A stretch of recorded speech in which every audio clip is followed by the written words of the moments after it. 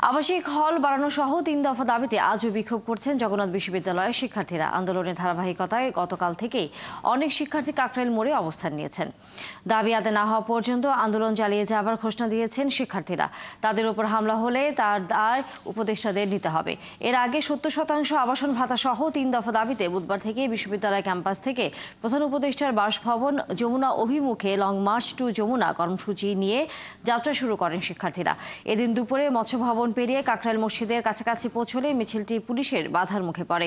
এ সময় পুলিশ শিক্ষার্থীদের ওপর লাঠি পেটা, টিয়ার গ্যাস এবং সাউন্ড গ্রেনেড ছোড়ে। এতে শিক্ষক, শিক্ষার্থী এবং সাংবাদিক সহ অনেকেই আহত হন। আমাদের বিশ্ববিদ্যালয়ের যে দীর্ঘ এক যুগ ধরে যে হল আন্দোলন আমরা বঞ্চিত, আমরা অতি দ্রুত সময়ের মধ্যে রাষ্ট্রের কাছে আমরা আবেদন করছি যাতে আমাদের আবেদনটুকু দ্রুত সময়ের মধ্যে কার্যকর করে। জনদুর্ভোগ তৈরি হোক এরকম কিছুই করিনি। আমরা এখানে একটা শান্তিপূর্ণভাবে একটা অবস্থান নিয়েছি এবং এই অবস্থানটা চলবে যতক্ষণ পর্যন্ত আমাদের দাবি আদায় না হয়।